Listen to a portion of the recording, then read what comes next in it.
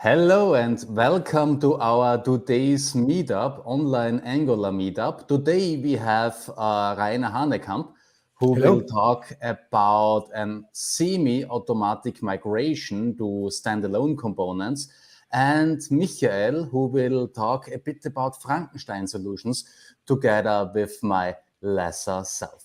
I would say let's get started with Rainer. Rainer, the stage is yours. Yeah, thank you very much, Manfred, and hello, everybody else. I start with sharing my slides, first of all.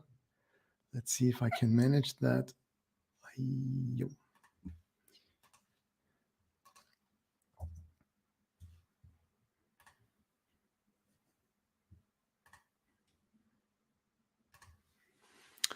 Okay, took a while, but I hope it's working now. Yeah, here we go. Wonderful. Awesome. Yeah. So first of all, again, hello. And as you can see from the title has changed a little bit, but this doesn't mean anything bad. So I'd like to introduce myself first. My name is Rainer. I am part of Angular Architects, like Manfred and me, also Michael. I'm also doing engineers lately, some weeks already. So this is something. This is a video that is published every week on Twitter, and it just updates you with relevant events in the Angular community.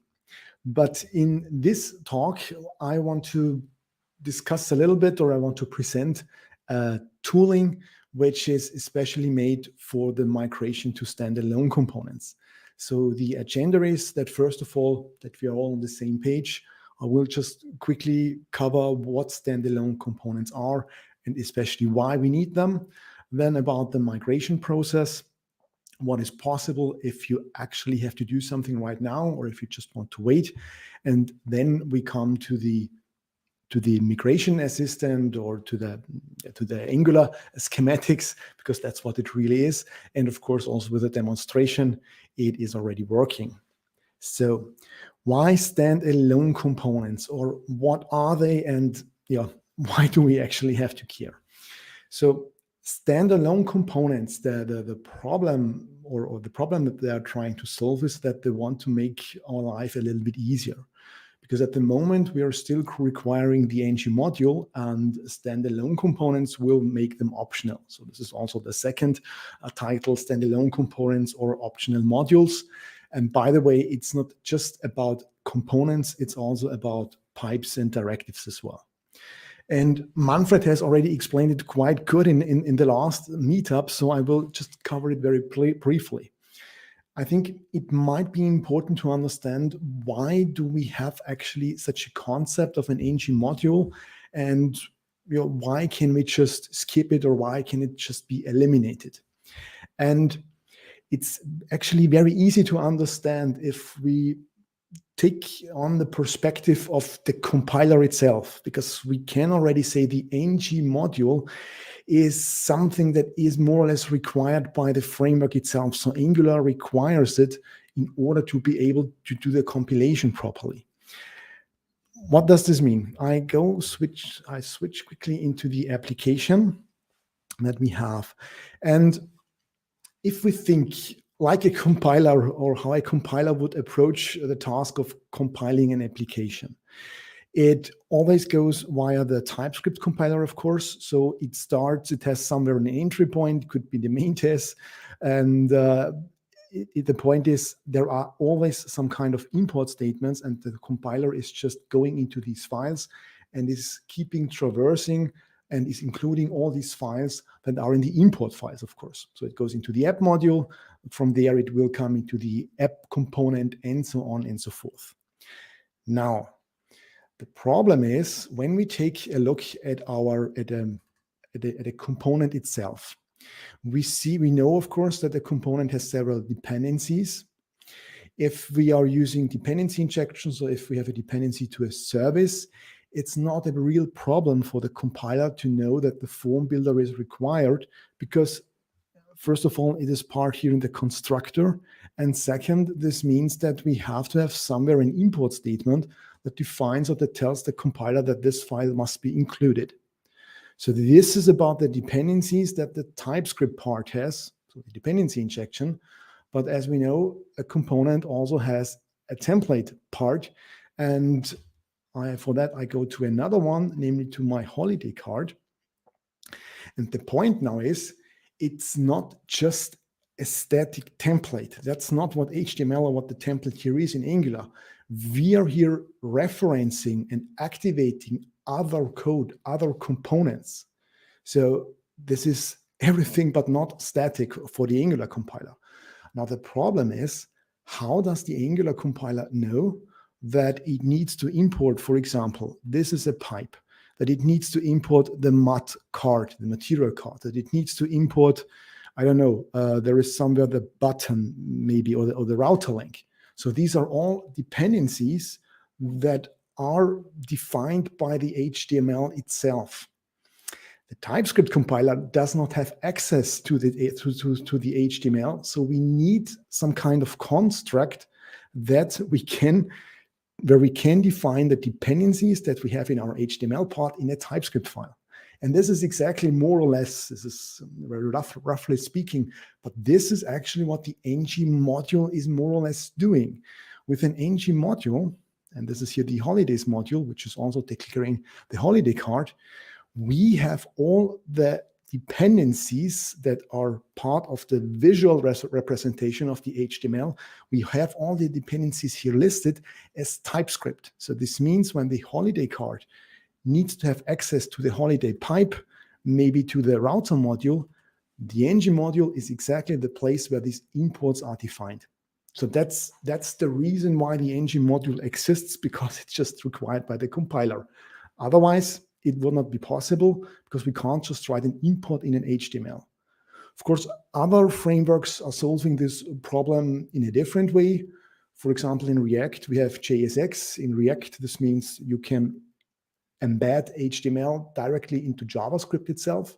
This means that you can do the imports of your dependencies in the HTML. But this was a design decision, of course, from Angular, that they said, no, in our case, we want to have an own HTML file. We want to separate the two. And that's why the import will not work there. Of course, this has some consequences. And one of them, at least for Angular, is that they had to come up with the ng module. Now, the point is, they want to make this, of course, a little bit easier, because for us, it's just additional boilerplate code. This is just useful for the component or for the compiler itself. And they want to make it a little bit easier, because there are some problems with this approach. I mean, not just the addition in the mental model, but we also tend to declare multiple components within a component, within a module. And then it's not very easy always to define or to be able to tell which dependencies are now required by which component, because I don't know. I only know that the ng module is declaring the complete set for the whole components that are here in the declarations. And it's not that easy anymore to define the dependencies per single component. And with standalone components, this will change. So the standalone components, they will allow us that the ng module is not required anymore. But nevertheless, the compiler still has the problem to know in some way which dependencies are in the visual elements there. So what components, what pipes, what directive it needs to import. So this problem doesn't go away, but it's just becoming easier, because we can now write the imports inside of the component themselves. So the component decorator here will be extended by an imports property, and there we can also add these dependencies. This means in the TypeScript file, the imports are there, the compiler is happy, and so are we, because we have less code. So that's that's the big advantage for us. Of course, there are some advantage, I can only guess, for the framework team itself, for internal things. It will make definitely some things easier, but for us, it's one element less that we have to take care of. And so this is what standalone components will bring us. There is also another aspect that it now is clear when the ng module is gone, that it shouldn't be used as a module as we might understand it from an application developer's perspective. So when we say we want to have a module, This is maybe something where we say we want to have encapsulation and all that stuff. That's not really what the ng module was providing us. For that, we should go to libraries, for example, but this is maybe a topic for another talk, maybe, or Manfred has, as I already said, explained it already very good in the last session. What I want to focus is on the migration part. So how can we do the migration, or what do we have to do? Do we have to do anything at all, or will it just work out of the box, or what is required from us?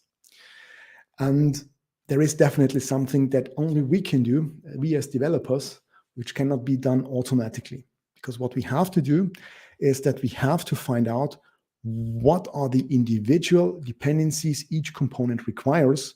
And this might be a challenging task if our ng modules are declaring multiple components, because then it's not very easy which one of these dependencies are required by each of one of these three components that we see here on the top.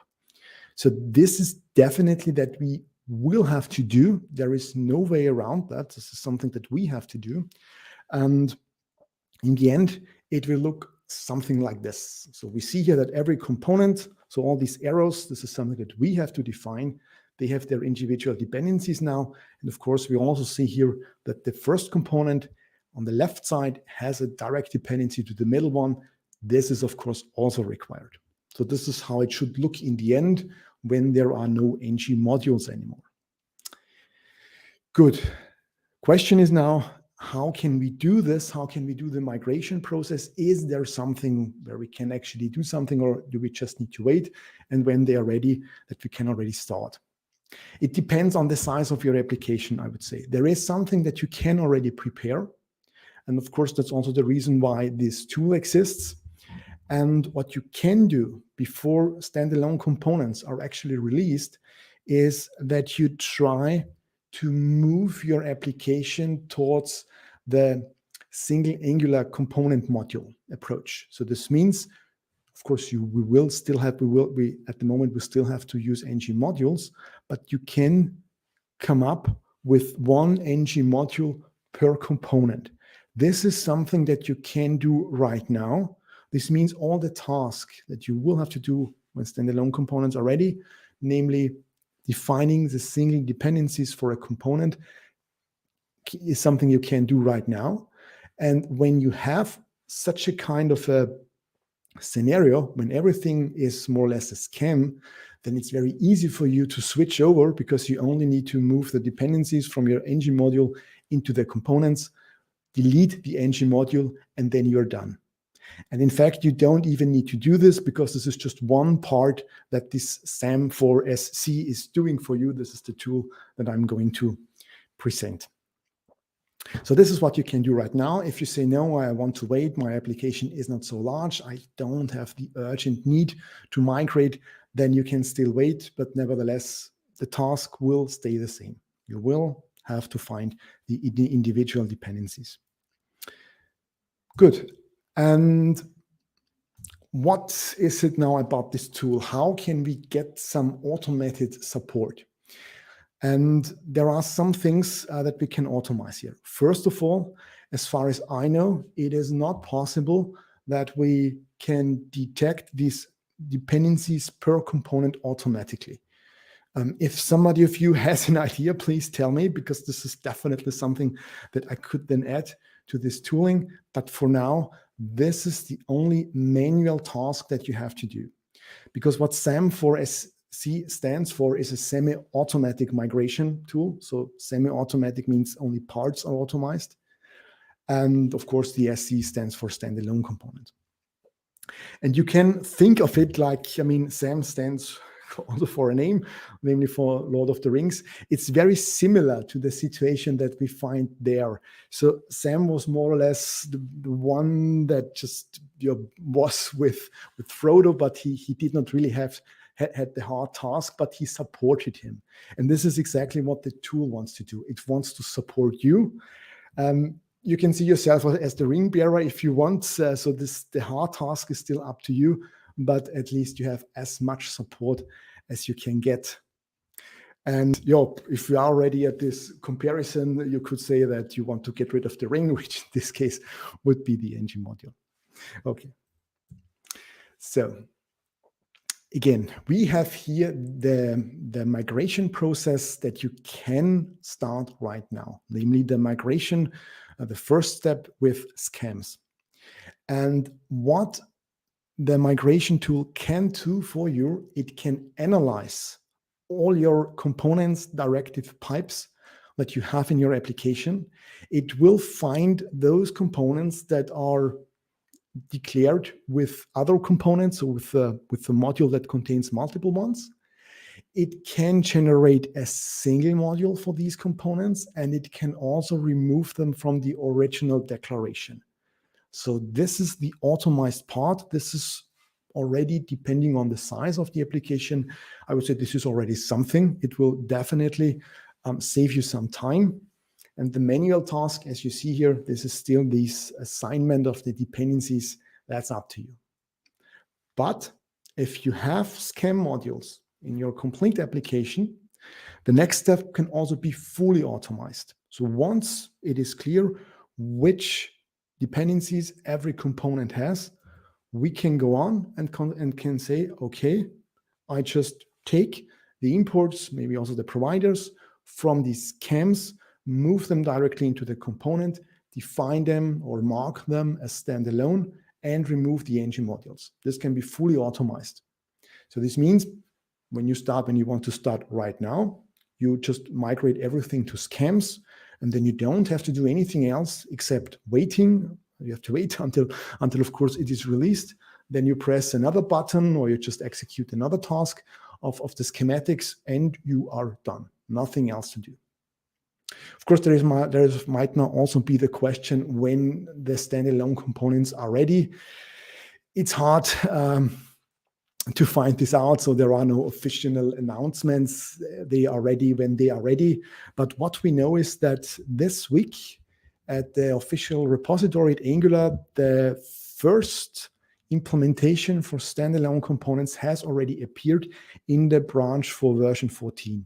So it could be the case that we have it already with the next major release.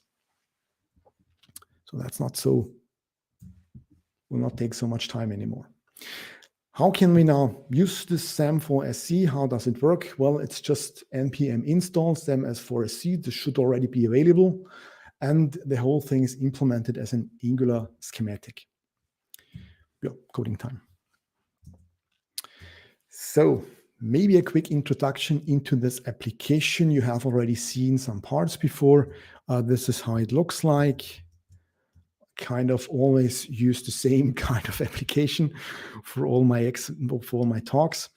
And you see here, it's just a holiday, a list of various holidays. I can hover over with my mouse, then it starts to blink. So this looks like there is a directive in place, and there is also a pipe in place so that we have all the three visual elements represented. It is more or less something that is formatting the description of a holiday when the actual city name appears there. What is the structure? So we have the holidays module there. The holidays module consists of the blinker directive. We have the holiday pipe, so that's the bold formatting. Then we have a request info component. We have the holidays component, which is more or less the container for all the holidays that we have just seen. And of course, each card here is also represented or is also implemented by the holiday card component itself. And as it is the case, we see here that the holidays module is declaring all of them. So we have declarations of 5 different visual elements, components, more or less. And that's the current status. And now we can say we want that the tool goes over the complete application, not just about the holidays module, but over everything, that it analyzes, it finds those components that are declared in a module which contains multiple ones, so are not scams.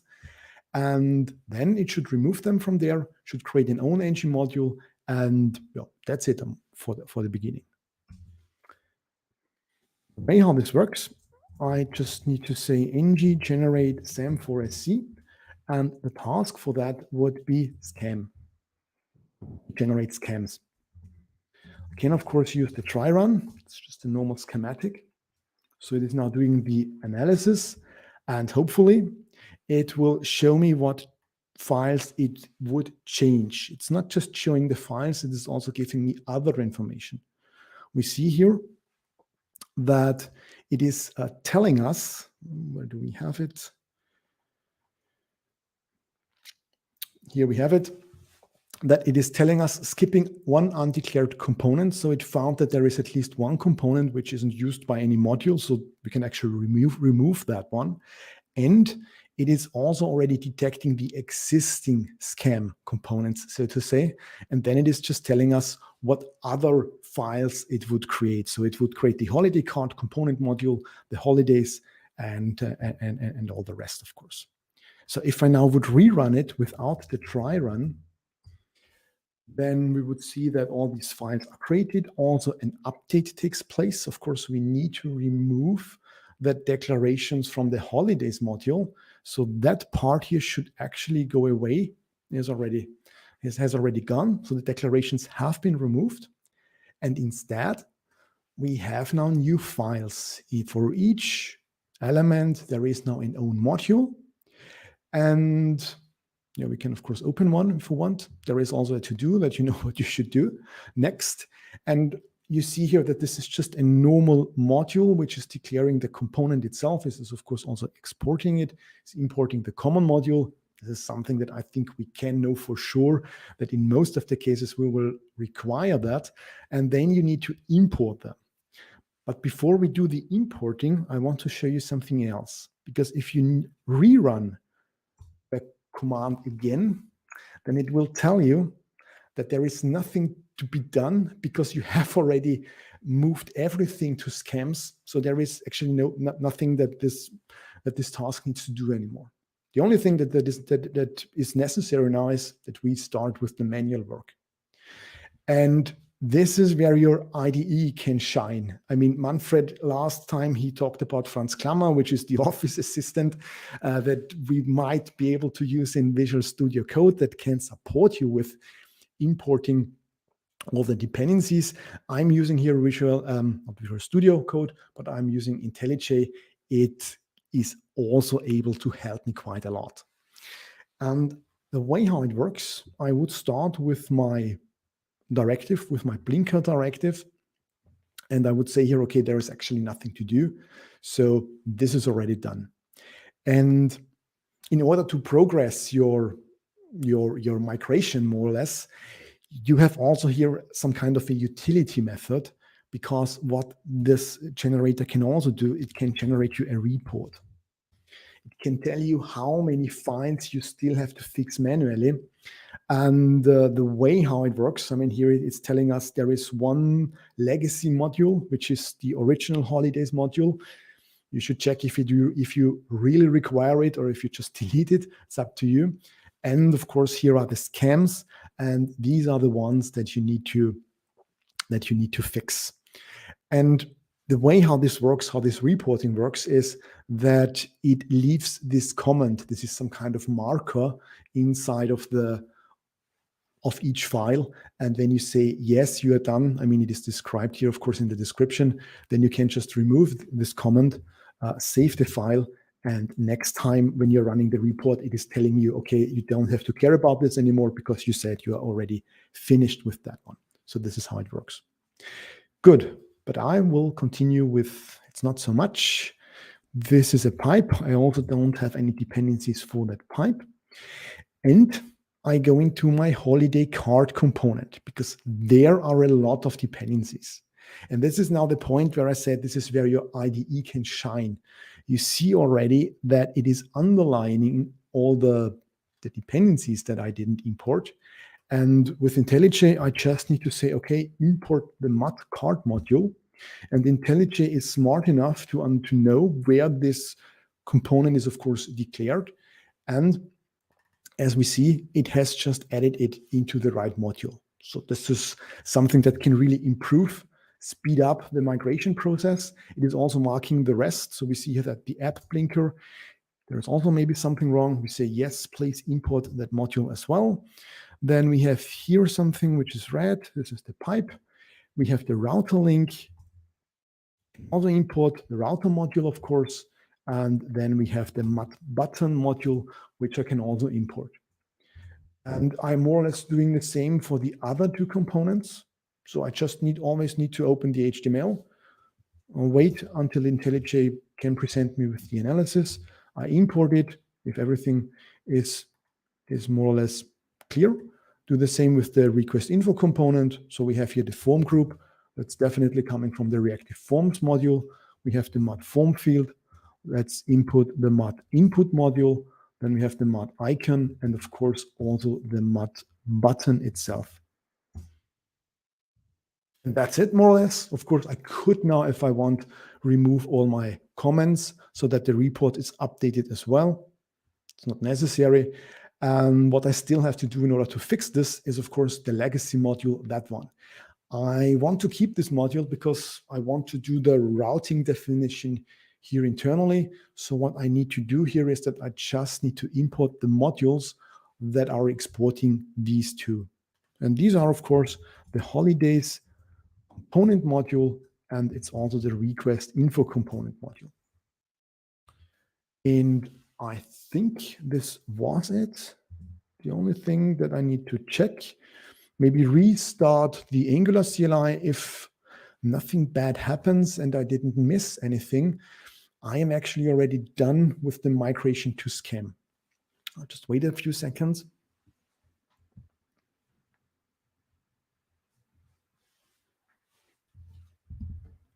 Yeah, take some time. No, this looks good. I reload my application. Wonderful. Everything works. And then the last step for me is, of course, to wait. But the functionality is already there. So I need to wait until the standalone components will be released. And what I can do then is that I just rerun the schematic and I say, this time I don't want to generate the scams, but I want to generate SC, the standalone components. And since we have scams, everything is there, everything information that this task required is available. And this means I will quickly do a try run. It will analyze again. It will find all the scam modules. Of course, it will more or less, okay, there is a problem. Yeah, right. It's not SC, it's scam to SC. Something that I have renamed 2 hours ago. So this is always something good if you do these last minute changes. And yeah, you see here the outcomes. So you see that it wants to delete all the modules. It even recognizes the app module as a scam. And it is just updating then the components. There it is just moving all the imports. So if I say, okay, looks good, please do that. The holidays module, that one will of course stay. That's not a scam, but the others one, they will change. And we see already, or we should see that they have been deleted, although it is still showing them. Yeah, will probably take some time until the view is updated. But if we go to the request info component, looks a little bit, it's not formatted, but nevertheless, it contains all the imports. That's how it currently looks like it. That's the way how it should be implemented. It has all the imports from the original module. It also has the standalone marker that defines this as a standalone component. And we see that the module has been removed. There are some problems yet, still not finished. Also finished the migration to standalone components is not finished. I would say it's still a beta status. It works, but not for all cases. There are some tests that are still ignored for that, but the scam migration should actually already work. And so you can actually start right away if you want. So yeah, this is more or less what it is doing at the moment. And for us here, yeah, it's already published, so the library would be available. And if you want, I would be happy if you try it out on your own application. Of course, first of all, you should start with the scam. Everything else would cause a compilation error, but please do it. Here you have again a list of all the available commands. So with scam, we are generating the scams. With report, we get the report. Don't forget to remove the comments if you are done fixing the scam themselves. And then you have the final command where you still have to wait a little bit until they are finally released, but it is already kind of working. And what to do next? Please install it, run and test it, and then go to GitHub. This is the URL, and file bugs, maybe make some feature requests, and let's see if this is something useful to you. I hope that it is. It was not. It was quite a lot of work. But that's everything so far that I have to say. And of course, I thank you for your attention, for your participation. And I will give the control over to Manfred. Awesome. That was really awesome. So thanks, Rainer, for this presentation and also for the effort you've put into this topic. Thank you. So if anyone has a question, feel free to ask your question in the chat. In the meanwhile, I have one or two questions, namely, currently it's semi-automatic. Do you think it would be possible to do it in an automatic way in general? Yeah, this is, I don't know. I mean, this is something that somebody else needs. If somebody has an idea and say, if you do this and this, it should work, then I could implement it. But at the moment, I don't know how this could work. I mean, I had some thoughts because you see that IntelliJ somehow knows which modules it wants to import. So maybe there are some libraries available that I could integrate. But as long as it is part of an IDE, I don't think that I can make it fully automized. Yeah, this was also my thought, that it will be difficult to fully automize this. But on the other side, having this as an schematic is really cool because it does what's the same all the time. So you don't need to repeat all the tasks. You just need to do what's a bit different from use case to use case. Yeah, so it's, as I said, I mean, you are Frodo, so you have the hard task, and the schematic will just help you a little bit. The hard task still falls upon you. Cool. So people have discussed a bit. There is not a real question in the chat so far, I guess, but people have discussed a bit if standalone components is the same as what we had back then with Angular 2 beta and Angular 2 until RC4. I don't know. I didn't use it at that time. Okay. I was still using AngularJS, so I just switched over with Angular 6, so fully focused, started with a migration project. But to be honest, I don't know how the world looked like when Angular was 2 beta or something. But Manfred, I think this is something you can answer. Yeah, I can talk about it on occasion, of course. Yeah. Another question or a statement was from Hans, that it might be that he does not like to use standalone components because he likes to think in features, and the feature consists of several building blocks. So what would you tell Hans in this case? Does he need to use standalone components, or can he stick with ng modules? I actually discussed this already with Hans, if it's the same, if it's Hans Schenker on YouTube.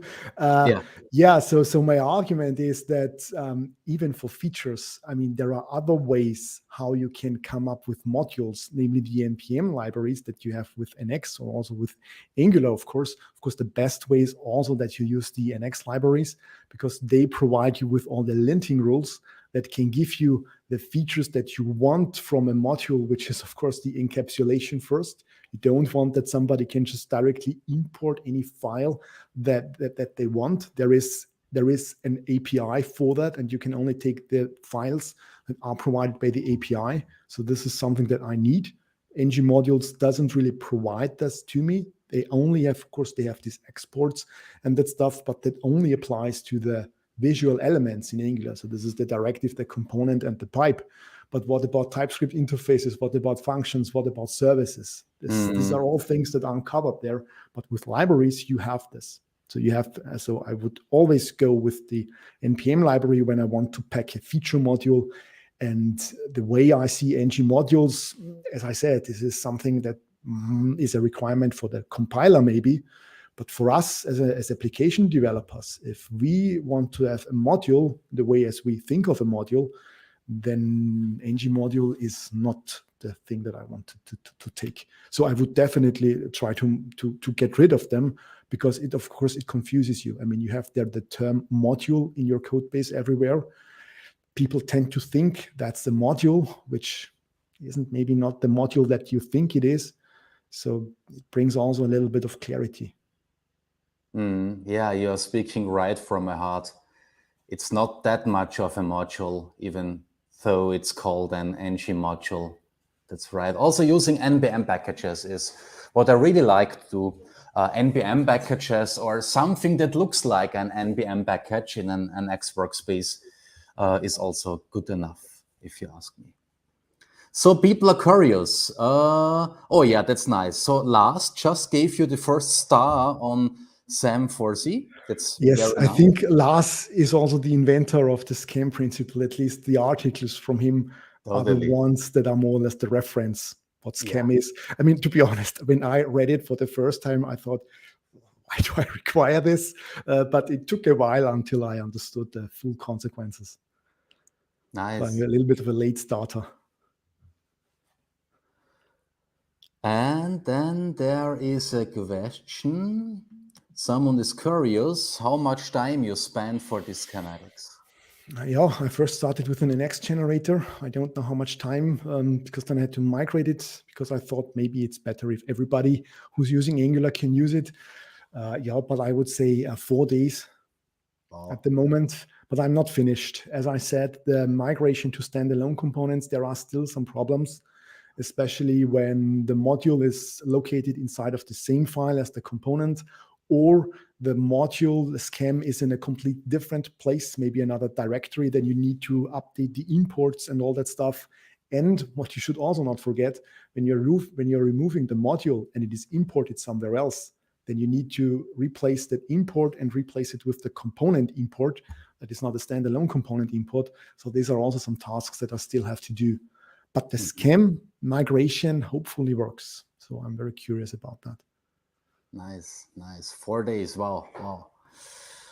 Awesome. Are there any further questions?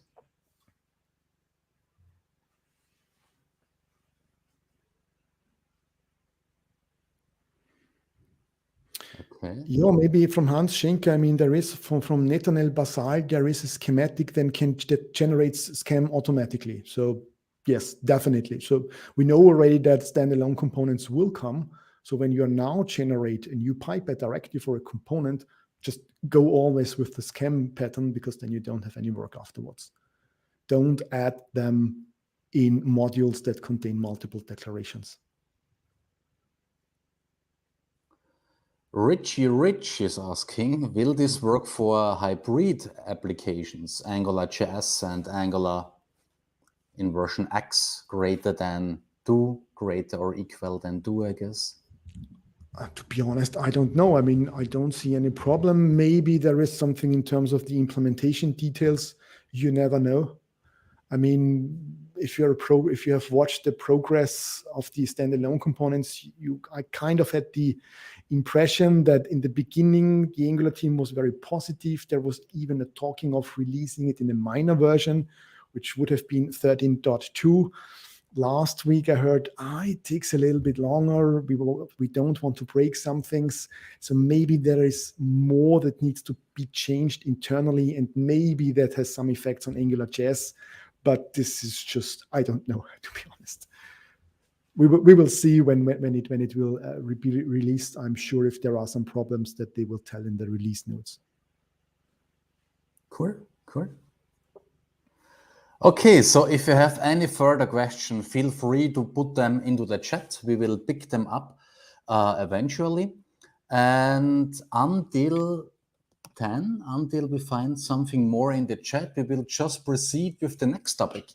The next topic is something Mikey, who is sitting beneath of me, and my lesser self is working on for quite a while, because we need this stuff for several customers. And we agreed that I'm starting with a little tiny presentation, and then Mikey is putting the cherry on the top of the cake I'm baking in my presentation. He's really a cool cherry. He's also invested a lot of time into this cherry, and it makes the whole story more round. Okay, cool. So let's get started. Let me share my screen.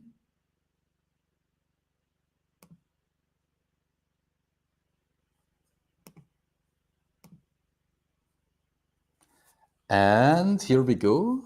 No recursion joke this day.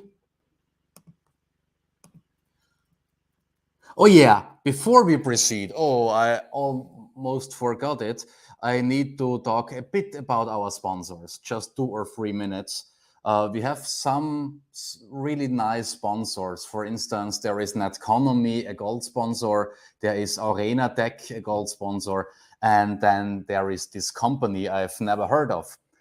However, this company is providing some really nice, as rumor says, workshops like the Angular architecture workshop, the Angular testing workshop, and an Angular security workshop. So if you're interested, check out this URL and book your ticket or your tickets.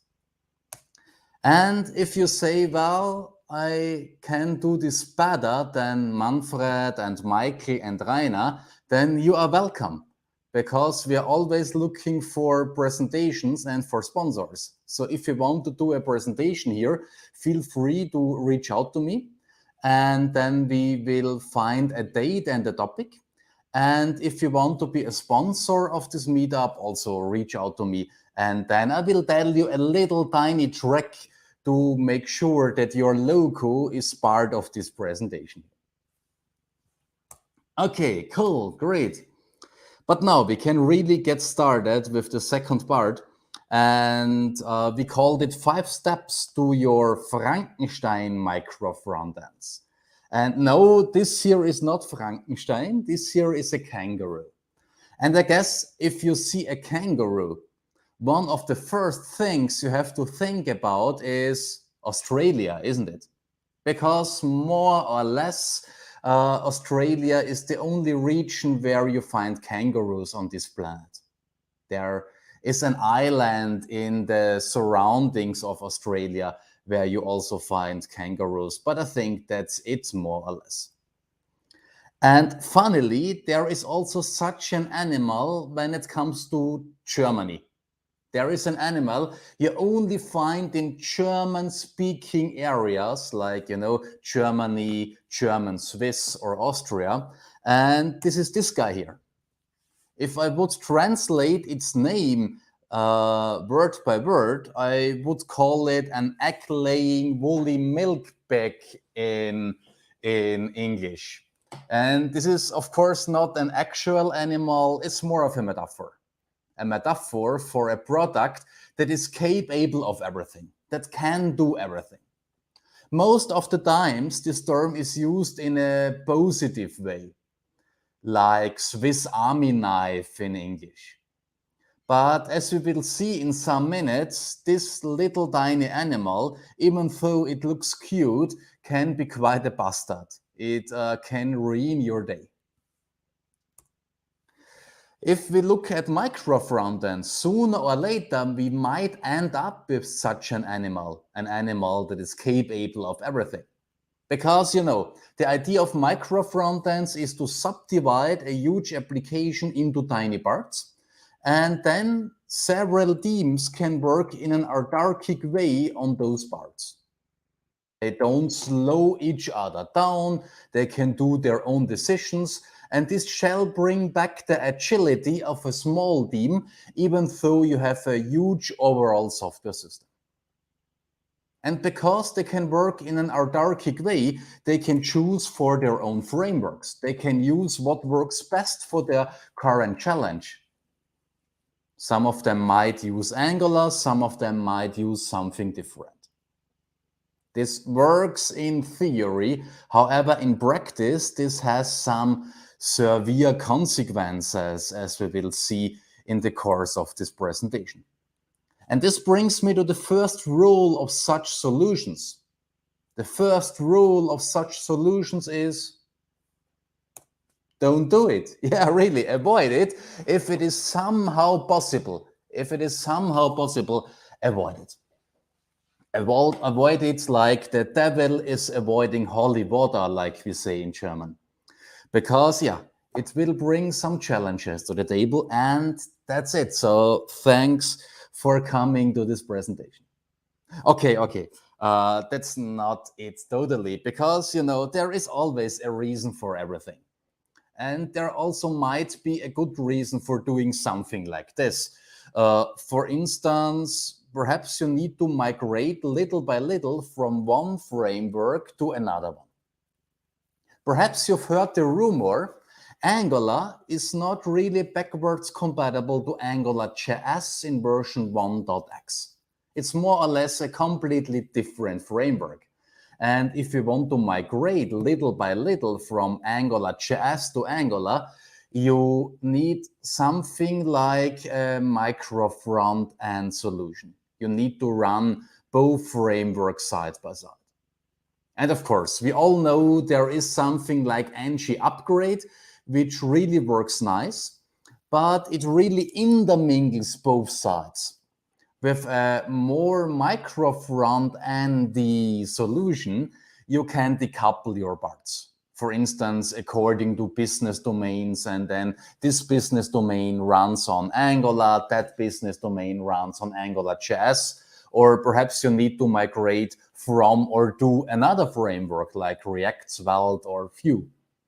Who knows? This might be one reason why it's a good idea to use several frameworks within one software system. One reason. Another reason is perhaps you had a merger. I've had this several times in the last years with my customers. One company is buying another company. And in those cases, you might end up with a solution that the first company did a lot of stuff with Angular and another company used React. I had really this situation with one or two customers, and I think also Michael, who is speaking after my lesser self, had this situation with several customers. And perhaps they want to bring everything together into something that looks like one product for their customer. Then it might also be a good idea to run several frameworks side by side. Now the big question is how to implement something like this. And this is what I will answer here in this presentation. Here in this presentation, I will talk about three things. First of all, I will start with module federation, which is the missing link for micro frontends, if you ask me. And as I've talked a lot about this topic in the last months and perhaps years, I will reduce this to 2 or 3 slides. Just to bring everyone into the boat, I will tell you a little tiny bit about this technology. If you want to know more about it, look up my blog articles or other recordings here on YouTube I've done regarding this topic. Then we will talk about loading several single-page applications that might be micro frontends. We load all of them eventually into one index HTML. And then I will show you what I've promised with my title, namely 5 steps to your multi-front-end, multi-version solution, or let's call it a Frankenstein solution. I think we all know this Frankenstein monster who was assembled of different body parts of different people. But before I'm getting started, let me also introduce myself. I'm Manfred, I'm a trainer and consultant for Angular, and I'm focusing on Angular for the enterprise. In this role, I'm helping a lot of companies with this topic, and that's why I'm doing a lot of workshops, training workshops, but also consultancy workshops. I'm also quite connected to the Angular community. I live in Austria, I do a lot of stuff in Germany, and I'm always happy if I can work together with people around the world. Nowadays, the later one is quite easy because nowadays everything is done remotely. And I think one thing COVID showed us is that doing remote workshops really works well. We have really been reluctant in the past, where we are flying around Europe and the whole world. But thanks to COVID, we've learned that it also works quite nicely when we do it in a remote setting. It even has several advantages. Okay, let's get started with module federation. Just a little tiny introduction to get everyone into the build.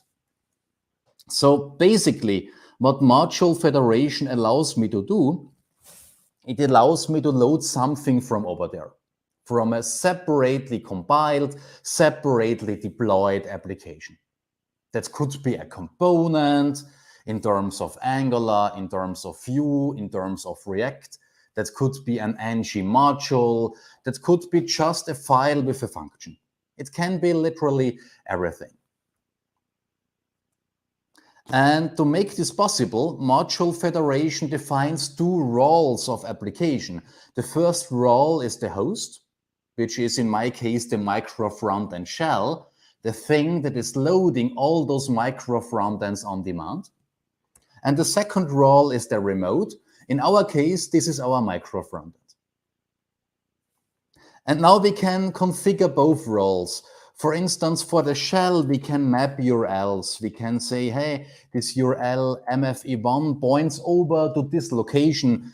And if I'm using it together with an import, I want to grab a component or a function or a module from over there. And over there, I can expose files. I can say, hey, this file here, for instance, this Angular component is exposed under this pretty name for hosts. And then something beautiful happens. Then everything you need is a dynamic import. And dynamic import that is using the map names to grab over there. And that's it. This is all you need to load something from a different application. And this is really awesome because in this very situation, your framework like Angular does not even recognize that you are loading something from an application that has not been known at compile time. An application that has been separately compiled, separately deployed. No, from Angular's perspective, this is just lazy loading, isn't it? But Webpack underneath the covers knows, oh, now I need to grab over there and get it from over there, the component, the module, something like this. That means you can use your framework as is. You don't need to tweak your framework. You don't need to add any high-level frameworks that are orchestrating several single-page applications in the middle of your browser. You can even share libraries. You can say, well, I'm using Angular core here. I'm using Angular core there. Let's share it. Let's only load it once and let's share it. And by the way, it's not the topic of today, but I want to mention it. It has also some baked-in strategies for dealing with version mismatches. You can configure it, how it shall react when this shell here is using Angular version 11, and this here is using Angular version 13, for instance. Okay, this was the first part, a little tiny primer into module federation. Now let's bring together module federation with something like web components. So far, we've seen that we can easily use module federation to load a component or something else from over there. But now the question is, what does prevent us to load a function from over there, a bootstrap function that is bootstrapping another single page application. Another single page application, another Angular application, another React application, another Vue application. And the answer is nothing. Nothing prevents us to do something like this. If we expose the main file, the bootstrap file, as it's called, then it works more or less seamlessly. And of course, most frameworks, most single page application frameworks are bootstrapping themselves in the middle of some component. That means we need to create this component, or to be more precise, this HTML element. In Vue and React, I think they say that the application is mounted there, and when it comes to Angular, we talk about bootstrapping. That means we need to create this element, and of course we can do this in a dynamic way with 20-year-old DOM magic. It does not look that clean, but more or less this is what all the frameworks are doing underneath the covers. Then, of course, we could go one step further and load a file that is self-bootstrapping. In this case, we don't need to call any bootstrap method. It's just a little tiny simplification. And then we want to route to this element, and that means we need to wrap it up into a wrapper component that can be used together with the Angular router. By the way, the didactics of explaining this is something I've borrowed from my colleague Michael, who will talk after me about the little cherry he's putting on top of this cake, the cherry that really enhances the whole cake. So thanks to Michael for lending me this didactical approach of explaining it that way. If you have this wrapper component, you can tell the router, hey, please route to this component and so to this single page application when this or that path shows up in the URL. And doing something like this really gives us the best of both worlds. Namely, because of using module federation, I can share libraries. If two or more applications need the same library in the same version, I can just share it with module federation. It is just a matter of the configuration. That's the first advantage. And the second advantage is because of having several applications, single page applications I'm bootstrapping separately, I can have different frameworks or different framework versions. Those two applications are using Angular in the version X. Here they are using Angular in the version Y, and this guy here is using React in version Z. You get the best of both worlds. Whenever possible, you share stuff. When not possible, you don't share stuff. You bring your own framework. Bring your own device, bring your own food, bring your own framework. Yeah, and this is something I want to show you with a little tiny demonstration. By the way, this demonstration is online. I've deployed it on Azure Static Web Apps. It's really a nice platform for quickly deploying your experiments. And it's also free until you reach a certain limit. So what you see here is my shell. The shell is running on Angular 12. And when I'm loading here a React application, you see, of course, React needs to be loaded, in this case, React 17. Here I'm loading another Angular version. For the sake of demonstration, it's 12.03. Perhaps it would be a bit nicer if this was 13, but I think even though it shows the principle, I have two different versions of Angular running in the same browser window. When I'm loading this single page application, it grabs the existing 12.03. That means 12.03 is not loaded anymore. It's shared with this guy here. And only the code for this second Angular application needs to be loaded. And we have the same situation here. Also here, 1203 is shared with the other siblings here. And here we even have a router. By the way, having a router here is also a challenge, as we will see in some minutes, because now we have two routers. The router in the outer application, in my shell, the router that is activating those routes here. And here we have an inner router. And normally, the router thinks that the URL belongs to him or to it. You know, like Louis XIV in France, who said, I'm the state. Here the router is saying, I'm the URI. If I was a bit more educated, I was capable of saying it in French, but no, I'm not that educated. Perhaps you are, so perhaps you want to put the proper translation into the chat. I'm the state, I'm the URL. I think it's a famous site from Louis XIV. But nevertheless, here somehow we need to tell the router that the outer URL, everything including Angular 3, belongs to it. And we need to tell the inner router that everything that starts here belongs to the inner router. Here I'm loading a Vue application. Here I'm loading an AngularJS application, and I think this really shows that this here might be a nice migration path. If you are capable to separate your application vertically into vertical parts, you could call it business domains, parts that are not intermingled that much, then this here might even be a cleaner solution than ng upgrade where everything is intermingled.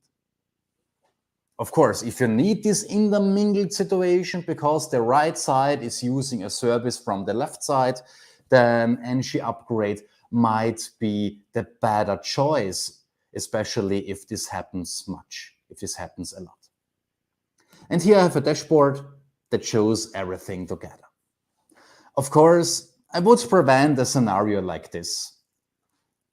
Normally, I would really try hard to separate everything vertically so that I don't end up with having 5 frameworks in one route. But I think it's also quite nice to know if we needed to make it work, it would work somehow, if we had enough motivation, for instance. Okay, perhaps we should do the same. Does this work? Yeah, this here also works. Here I'm sharing Angular 12 with the shell. And now let's have a look to the network tab. Let's see what's loaded.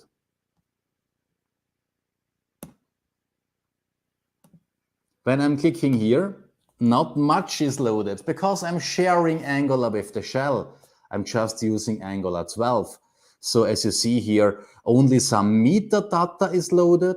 This metadata exposed and consumed by module federation is normally called the entry point. And the program file is loaded, 1.2k, which is here my beautiful component with the red dashed lines. And of course, here some icon I'm not caching. I'm very sorry about this. When I'm switching over to React, then we see, yeah, the whole React application, but also the React framework needs to be loaded together with React DOM, the adapter for the DOM. And this brings us, give or take, 50Ks. If I'm switching over here, a whole different Angular version is loaded. And that's why you see it here. We need to load Angular Common, the router, Angular Core in this version, some parts of RxJS, and of course the program code, which gives us 100, 120 Ks, I guess. Saying this, if you want to share a library, it's not reshakable anymore, because you cannot foresee which parts of the library are used by this or that framework that is loaded on demand, or this or that application that is loaded on demand. And this is also one reason why we need to load the full bundle size. Yeah, it's minified, but it's not reshaked. Neither here with Angular nor there when it comes to React, nor when it comes to Vue or any other framework. If I want to share it, I cannot reshake it. I have a nice metaphor for this. Some people are sharing the newspaper with the neighbor. I get the newspaper in the morning because I'm standing up quite early, and then I'm bringing it to the neighbor. And the neighbor would not be amused if I'm cutting out several pictures of this newspaper, receipts or something like this. No, when I'm sharing stuff, cutting things out is not that a good idea.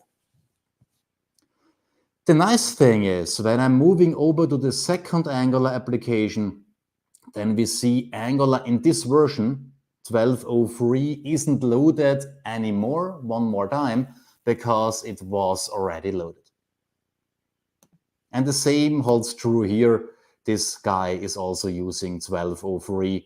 It's already there. We don't need to load it. When it comes to Vue, of course, the first time we also need to load the Vue runtime, which is about 24K. When it comes to Angular, we have the same. Okay, so as mentioned before, we get the best of both worlds. We can share code, but if we need a different version or a different framework, we can also load this version or that framework.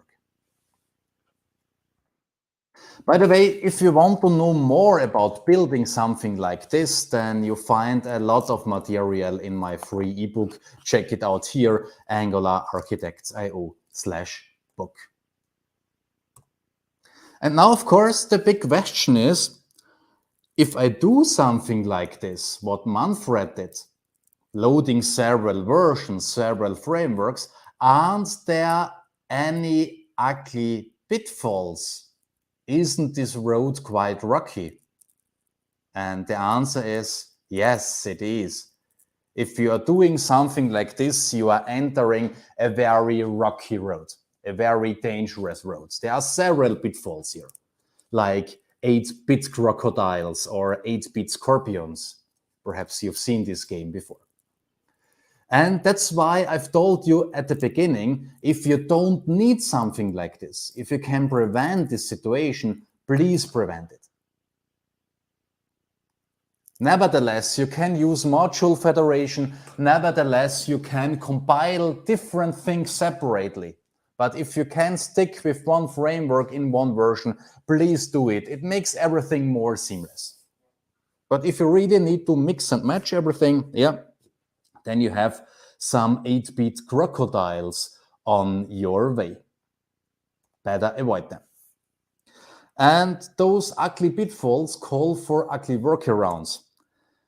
We have seen it before. We need a workaround for dealing with multiple routers. We need a workaround for dealing with increased bundle sizes, like sharing code. This is something that's already solved by module federation. And when it comes to Angular, we need a workaround for reusing the platform. You know, Angular has a thing called the platform, and there is a restriction.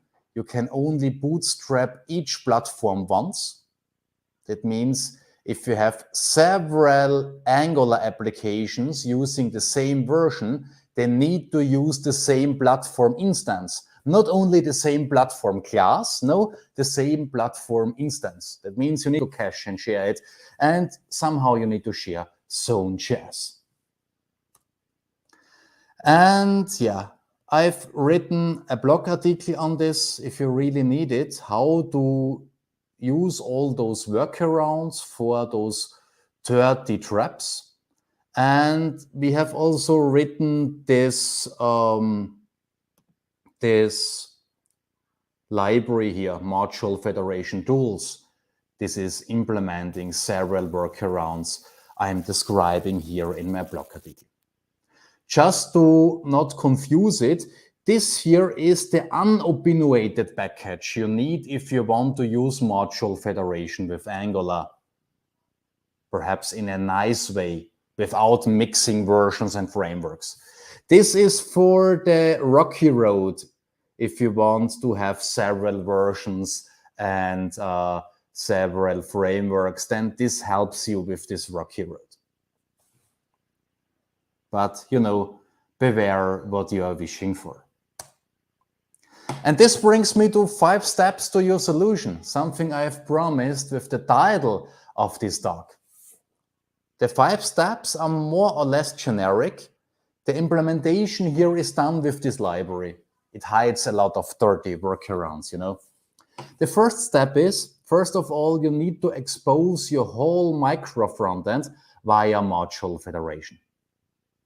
That means you need to have a Webpack configuration, and then you need to expose the file that is bootstrapping your application. In this case, it's a React application under a given name. In my case, the name is Web Components because I'm wrapping my React application using Web Components. You don't need to do this, but it will make things a bit more easy.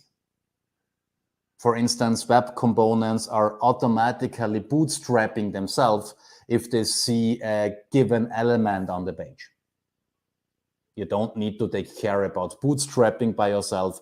You don't need to take care about removing it from the page if it is not visible anymore. It's the first step. Expose it via your module federation config. And when doing so, you can also define which libraries you want to share in case another application uses the same versions of them. Then you need to route to your micro frontends. This needs to be done in the shell. And for this, you've seen it already, you need to go with a wrapper component. Here I have a little tiny wrapper component. It's also part of the library I've shown you. And you can use it together with the router, and it gets all the key data you need to load it via module federation. In this case, this wrapper component would load this stuff from over there, from this remote, and then it would create an element in the middle of your page where this single page application is bootstrapped. Second part. Third step, you need to deal somehow with your multiple routers. Here I'm using a path matcher that tells the shell if it starts with React, it's your route. And in the loaded micro frontend, I have another path matcher that's called ends with, and it also takes care of the route if it ends with this or that. So the shell is just taking care of the beginning of the route or the path, to say the least, and the micro frontend is just taking care of the ending of it. Here is some room for improvement, and this is what Michael will show you today, so stay tuned. Then it is a bit Angular specific. Then we need to take care of Angular specific adjustments like sharing your platform and sharing Zone.js.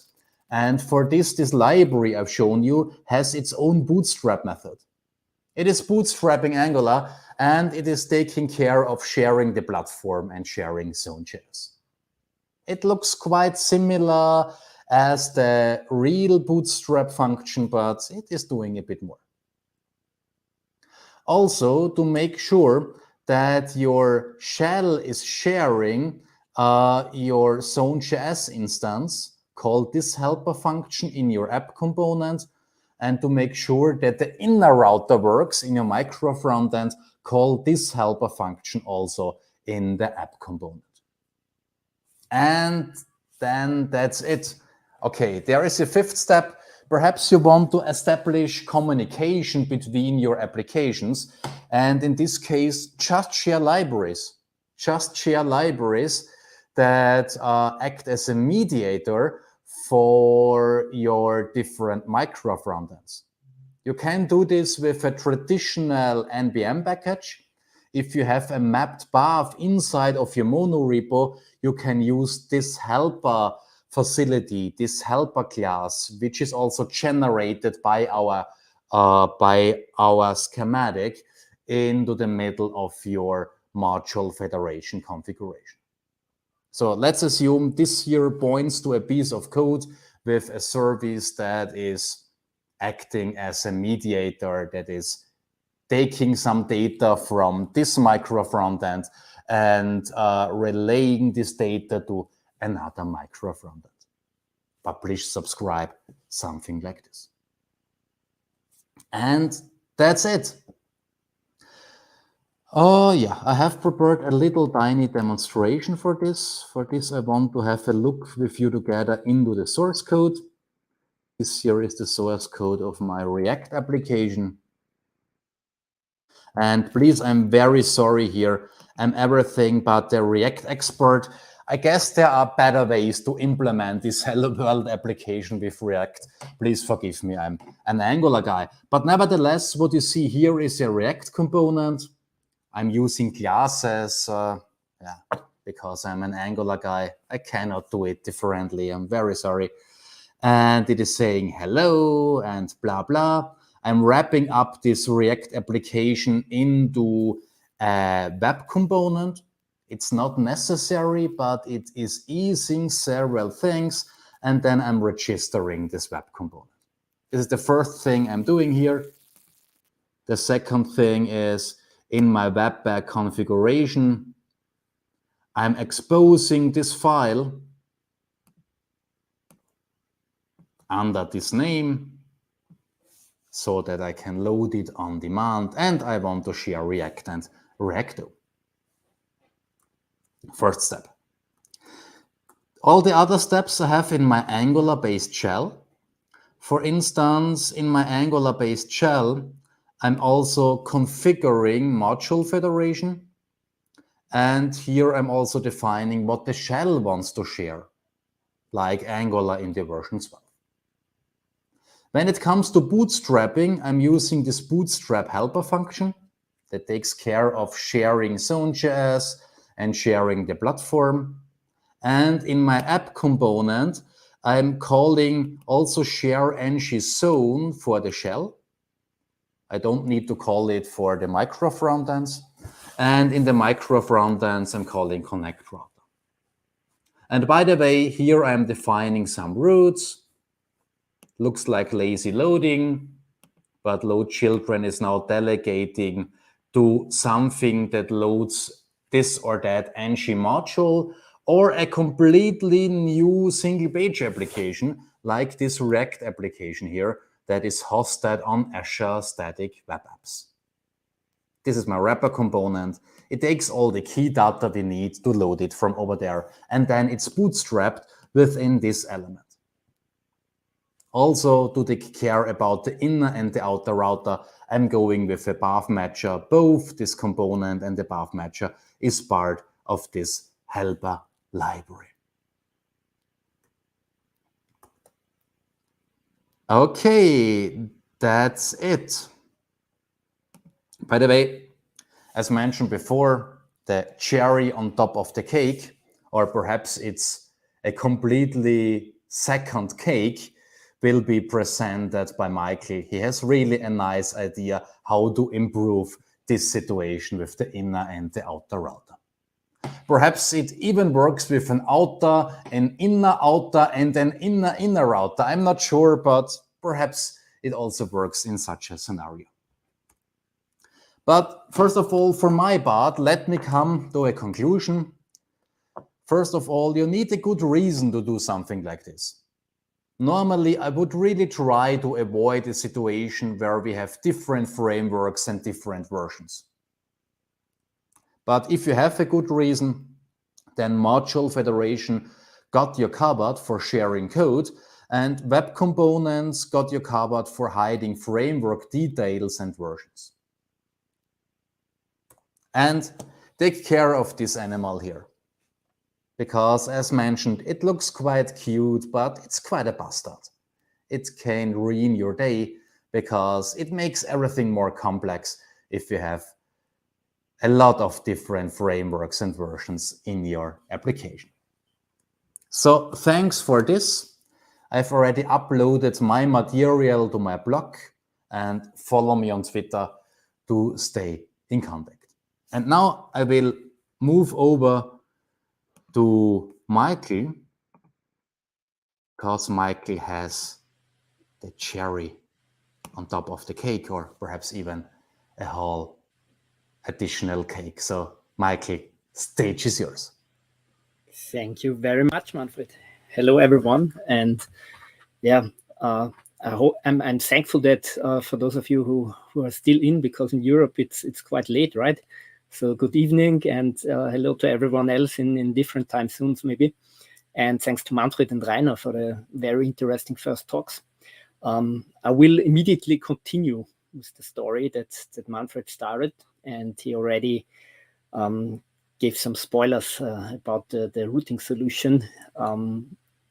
Basically, it's not only about micro frontends and a routing solution, a mature routing solution that would work for an Angular application, maybe cross-tag with a React application, Vue application, but maybe also for migration scenarios, maybe also for scenarios with AngularJS, could also work. And in all those cases, it could be the case that you have not only one router, but several routers inside one and the same window object. And typically, this is something that, Manfred, could you try again to make my screen visible? I think there's something wrong right now. I think your screen is visible. Oh, there are two shared screens. Ah, that was my screen. Okay, yeah. We have this infinite picture. It's quite nice. I'm still not doing recursion jokes, but yeah, it was this infinite thing. Yeah. Thank you. Thanks. And having several routing solutions within the one and the same window object is quite hard to manage. Also, there's no assistance by using modular federation. There's no feature baked inside that could help you with this. It's not related, I would say, to modular federation.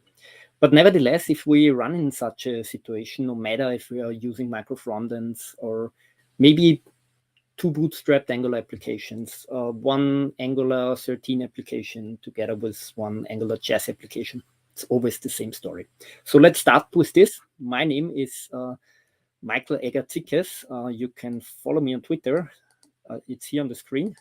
So always happy if some new followers join. And of course, I will also give you the link to the sources. I will make this available and link it on Twitter. What you can see right now is an bootstrapped Angular application. I call it Angular App 1. It's maybe it will get the Angular application shell. And at the moment, it just shows two basic integrations, one home component, one use case component, so quite high sophisticated use case, to be honest. And I can basically navigate around between them. And if you follow the address bar, of course, the route changes. This is easy, right? But what happens now if we are integrating a second application? Let's do that. So I turn to my index HTML page. I add another root tag for a completely separate Angular application. I also change the bootstrapping logic of this Angular app so that the second application is bootstrapped as well. So as you can see, this is not even related to modular federation today. Would work with modular federation as well, but in this demonstration, it's just two Angular applications that are bootstrapped next to each other within the same window object. So as soon as the live compiler finished recompilation, we can see both apps available on the screen, and there should be another string online. Give me a second. So the application shell and the second Angular app, which is the micro app, actually.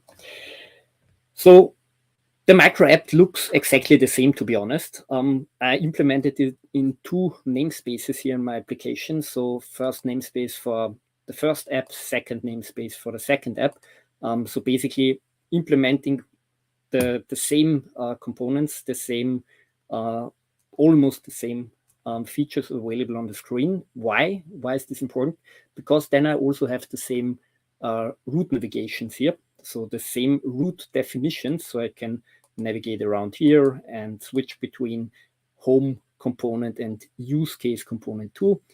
And next to this, I can also navigate between those routes in application 1. But so maybe you may ask now, what's the issue actually? So everything is working fine.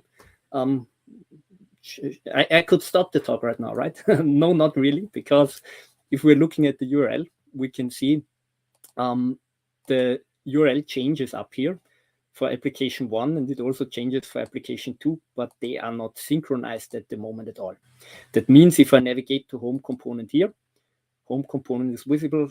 If I switch routes here and use case 2 is visible here, it's of course overriding also the URL here in the address bar. That means router 1 is not influenced by this address bar change as long as it does not come to a reload.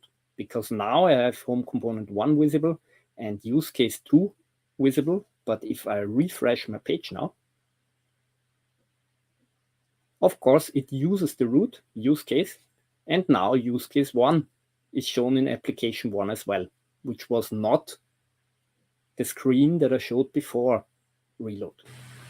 In this very example, as I chose the very same route, no issue, so no routing error. But you could guess if we add another route, if we change the routing segments, let's do this for a moment. So I go to my, oh, my ID is frozen, give me a second.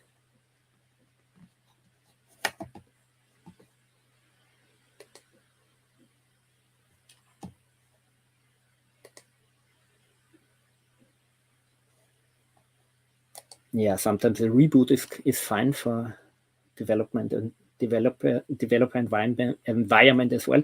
So let's give it a second. Then Visual Studio Code should be available again.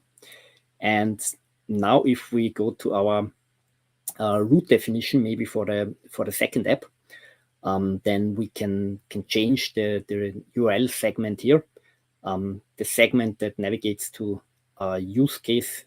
To the use case component, and just use a use case 2 here, and also in the root definition.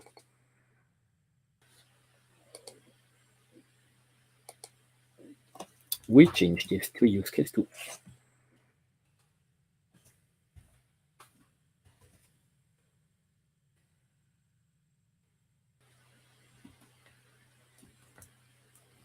Now, as the application bootstraps, I will get an error because use case 2 cannot be found within the routing configuration of my second application because this route is simply not configured. And this is now a real world use case because, of course, we have not the very same route definition across different applications, and then fun is over. Let's call it that way. So how could we tackle this? We could find a similar situation like for named router outlets with the Angular router. So I implemented something for you, and this is actually an integration of a third-party library that we will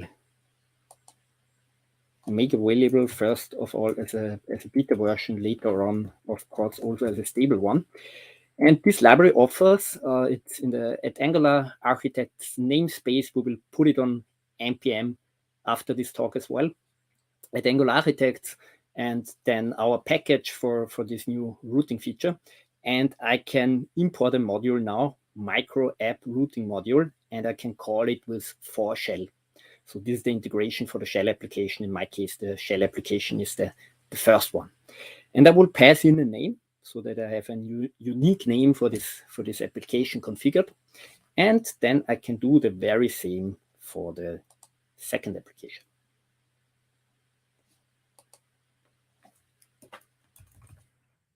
So prepared here as well.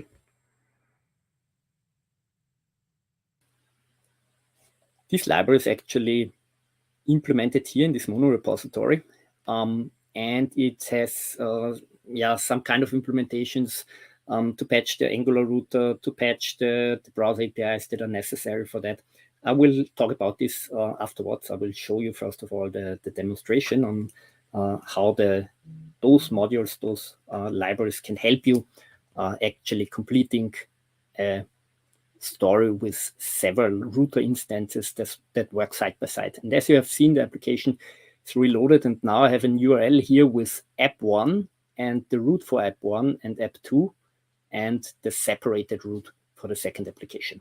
So maybe if someone of you already tried out the secondary router outlets in Angular, of course the syntax is quite similar like that, because I think it's a quite good idea on how to separate URLs for different router outlets. But per default, the Angular router does not work that way, that we can start different router instances in the window object and have this functionality like for secondary router outlets available out of the box. And this is actually what this new library will make possible in future. And now if we navigate around here, home and use case, you can see the URL changes up there, and it's completely separated from the URL for the second application. And if I reload the page, the information of the URL will be used to render use case 1, and here use case 2, of course, it would also work if I navigate to the home component here and refresh the application. So we can actually implement a permalink functionality across different, no matter what you call it, bootstrapped applications, micro frontends, micro apps, whatever. Each of them could have its own routing solution.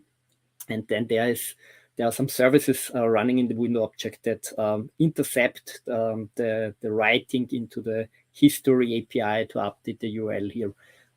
But as well, it manages the different states that are present during runtime, and therefore no collision anymore. And those two applications, or even more, Manfred mentioned this, even scenarios with nested micro frontends that support routing could be possible with that. So it's at the moment it's a beta version, to be honest. So some rough edges, but as you have seen in this demonstration, it already works for managing different routes of different applications. There are some things related to query parameters to join them correctly and so on that I need to work on. But nevertheless, already the first basic version is available. It's still beta. But as mentioned, it will be available on NPM as well. And as it is late already, I would stop the official part of this. But of course, if you're interested, we can also look into the implementations here and examine what actually made all of this possible, like a custom location strategy, a custom URL handling strategy, some monkey patching of the push state API of the browser and so on. So if you're interested in that as well, although it's already late, then just reach out via comments and we can, of course, look into that. So thanks for attending and watching my demo on this. And hopefully there are already some questions out there. Manfred, did you have a look into the chat already? Yeah, I had a look on the chat and I've already answered 2 questions. So Fine. One question was, in general, how do debug micro frontends? Yeah. My answer was, well, it looks a lot like lazy loading from the browser's perspective. So you can use breakpoints directly in the browser if you have source maps. Perhaps you want to add something here? Yeah, definitely. We would agree to that. If you, for example, have a big micro frontend infrastructure, then maybe it's a good idea to somehow have something like a lean shell that can bootstrap one micro frontend, and you can then focus on this very micro frontend to do your implementation work. Of course, if the use case is across different micro frontends, then definitely bootstrap them all together. We have a new feature available. Manfred and the Tobias Koppers and the others from the Webpack team made a feature available that it is now possible that you have live reloads even if something in a lately loaded micro frontend bundle changes. So also the shell application then can refresh today, and this makes it quite easier to have a good developer experience, and then you can just set breakpoints inside your application code to debug this. We've also scenarios running where you could maybe change the direction to bootstrap or to start the micro frontend on one port and just load the part of the shell into the index.html file that actually gives you the basic functionality like authentication and so on. So also this could be one interesting part, turning it around and starting the micro frontend with the shell features loaded. Yeah. Awesome. Another question was how can we tell TypeScript which types we get from a remote?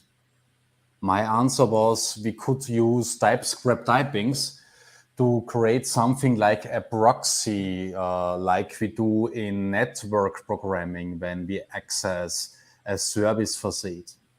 Do we want to add something there? Yeah, I think that's a good idea, and maybe also sometimes it could be a possibility like we had in not only in the early days but also today for libraries that were not written with TypeScript. We have those typings available in the add types namespace. So this could also be something for your micro frontend, just publishing the types of your micro frontend that another application could install if you really need the typings and the integration is at really that low level that you need to have the typings available as well. Yeah. Nice. Are there any further questions? I also bring Rainer back to the stage. Perhaps you have some questions for Rainer.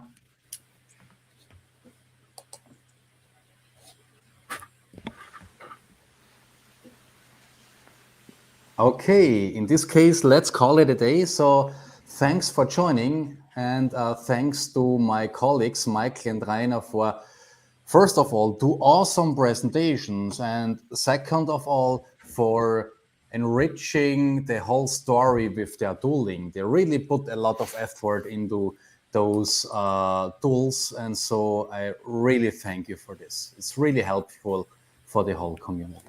Thank you. Thanks to you as well, Manfred. Have a nice day. Bye-bye. Bye.